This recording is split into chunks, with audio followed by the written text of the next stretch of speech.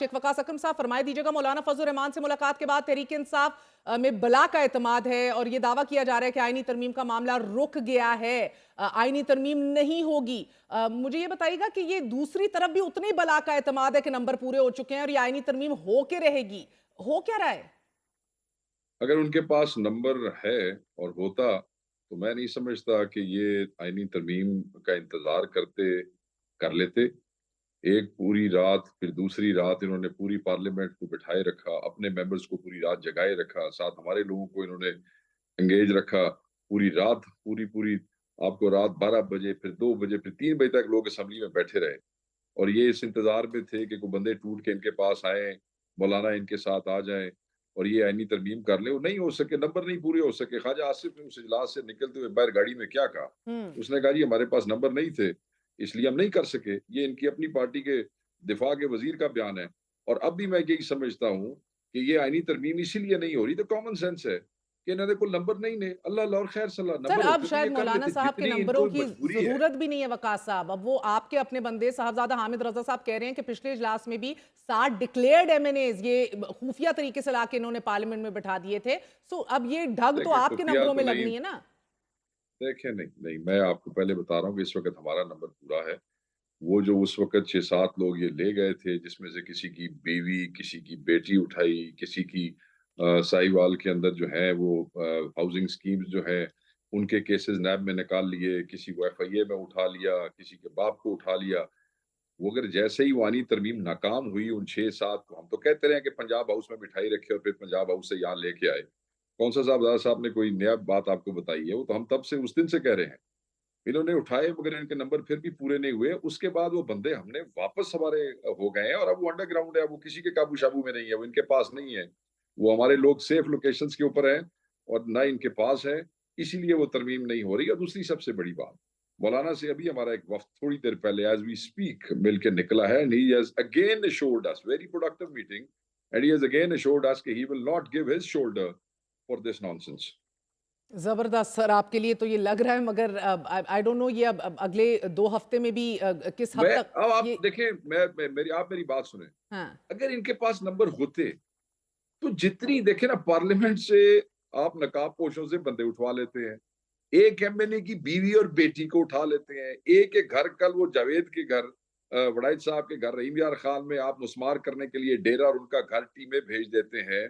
एक एमएनए रियाज फतियाना साहब के बेटे को आप 6 दिन अगवा रखते हैं, फिर वो सुबह प्रोड्यूस होता है, फिर उसको 2 बजे आके 8-10 गाड़ियां उठा के ले जाती हैं।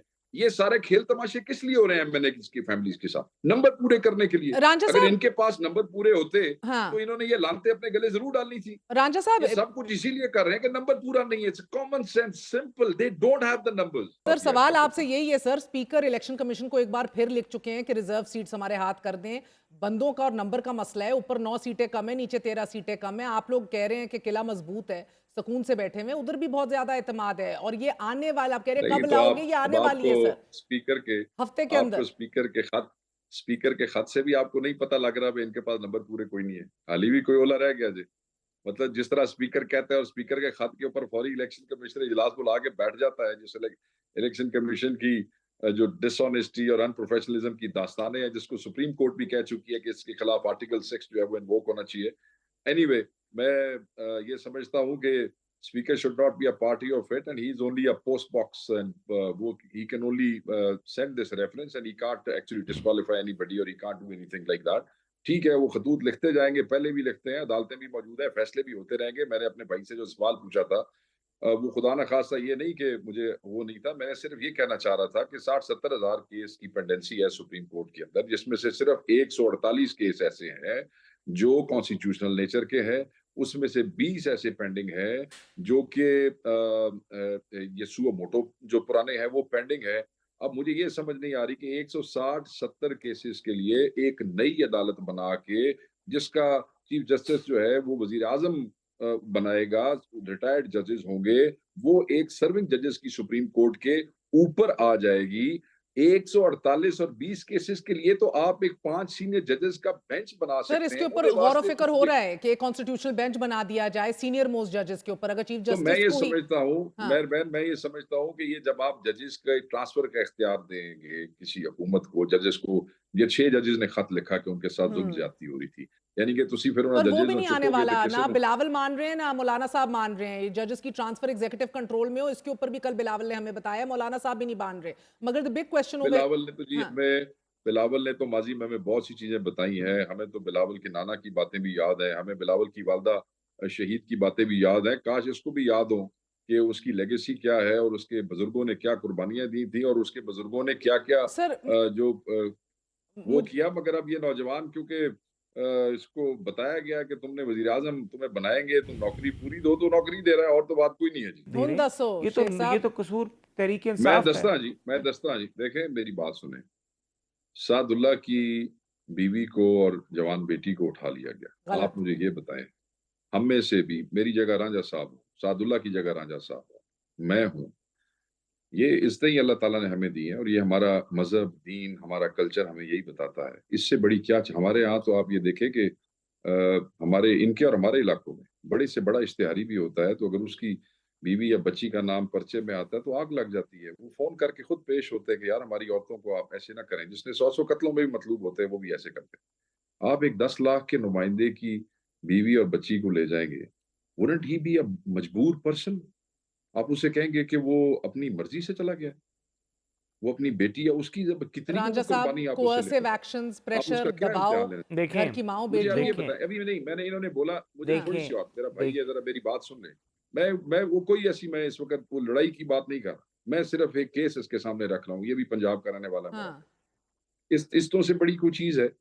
कल जावेद वड़ाइच के डेरे के ऊपर पुलिस उसका डेरा और उसका घर गिराने के लिए पहुंच गई, क्रेन्स लेके कि तुम्हारा फलाना नक्शा नहीं है।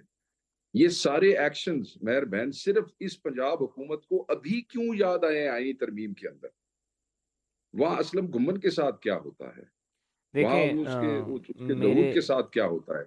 मेरे घर जो है, मुझे मेरे जवाब देने तमाम का बिजनेसेस मौका जी सील दीजिए। कर दिए। मैं देखो अपना अपना मोहसिन मेरे अजीज मेरी गल सुनिया जी। मैं चोखा को डाकू या चोर जा रहा, मेरे घर 18 छापे पै गए ने पिछले 5 दिनों ਦੇ ਵਿੱਚ। मुझे अपने बच्चे, अपनी फैमिली रिलोकेट करनी पड़ेगी। I'm doing it for the democracy, for my party, for the people of Pakistan. But who these people are who are doing this to us and why? हमारा क्या कसूर है कि हम एमएनए बन गए हैं सर, और हम जवाब ले अपनी लीजिए मर्जी से इनका। वोट देना मैं चाहते हैं? जी रांझा मेरे साहब। कारोबार आपने बंद किए हैं, मेरे नहीं, लानत मैं करें जी मेरी देखिए चीजों के ऊपर। मैं बाकी एमएनए आप क्यों ये कर रहे हैं और ये मैं कौन कर अगर रहा है?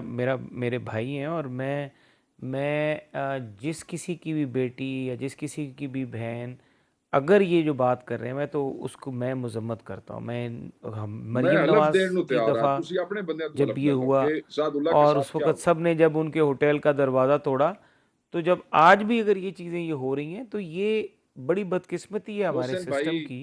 वो एक लेकिन दरवाजा ये टूटा होना एक है ना जी, बदकिस्मती वो से ये एक दरवाजा तब्दील टूटा चीज़ें होना है। नहीं। एहतराम है आपका, शेख साहब आपका मैं एहतराम है। इतने दरवाजे मैं तोड़ दिए हैं, मैं उस आपको एक बताता दरवाजे हूँ, का मेरे बदला तो आप लेने के भाई लिए हैं, आपने मैं पंजाब आपको की बड़ी सारी माओ बहनों के दरवाजे तोड़ देने यार। मेरी ਤੇ ਉਹ ਦਰਵਾਜ਼ਾ ਤੋੜਨ ਵਾਲੇ शेख ਕੌਣ ਸੀ? शेख ਤੂੰ शेख ਮੇਰੇ साहब ਅਜ਼ੀਜ਼ ਹੋ ਤੁਸੀਂ ਭਾਈ, ਮੈਨੂੰ ਦੱਸੋ ਉਹ ਦਰਵਾਜ਼ਾ ਤੋੜਨ ਵਾਲੇ ਕੌਣ ਸਨ? शेख साहब मैं ये बात क्या नहीं ਅੱਜ कर ਤੁਸੀਂ रहा। ਦਰਵਾਜ਼ਾ ਤੋੜਨ ਵਾਲੇ ਦੇ ਨਾਲ नहीं देखिए खड़े? ये पाकिस्तान की सियासत की, ये आपको इस मुल्क में सियासत की एक कीमत अदा करनी पड़ती सर है। ये मेरे और हमने भी अदा आपके इस की है सियासत में आने जब का हम क्या फायदा है? अपोजिशन में थे यू आर एन पिछले दिनों में। एजुकेटेड पर्सन, आप एक अच्छे और इदारे से शेख पढ़े, साहब एक पढ़े लिखे ये आदमी है। कीमत आप ये मुझे ये बताएं, ये की एक मिनट, सिर्फ सिर्फ देखें एक सवाल अपना जवाब देना, इसके लिए एक सबसे जवाब देना, बड़ी बस जिम्मेदारी बस एक शेख सवाल, साहब, कि इसके लिए आप सबसे जैसे पढ़े लिखे आदमी और मेरे जैसे लोगों के इस सियासत में आने के बाद भी अगर हम इस सियासत में बदलाव न ला सकें और हम सिर्फ ये कहने पे मजबूर हो जाएं अपनी पार्टी लाइन की वजह से कि ये पाकिस्तान में होता है, हॉर्स ट्रेडिंग भी होती है, हमारा आपका क्या, हमने क्या असी की खटिया फिर सियासत?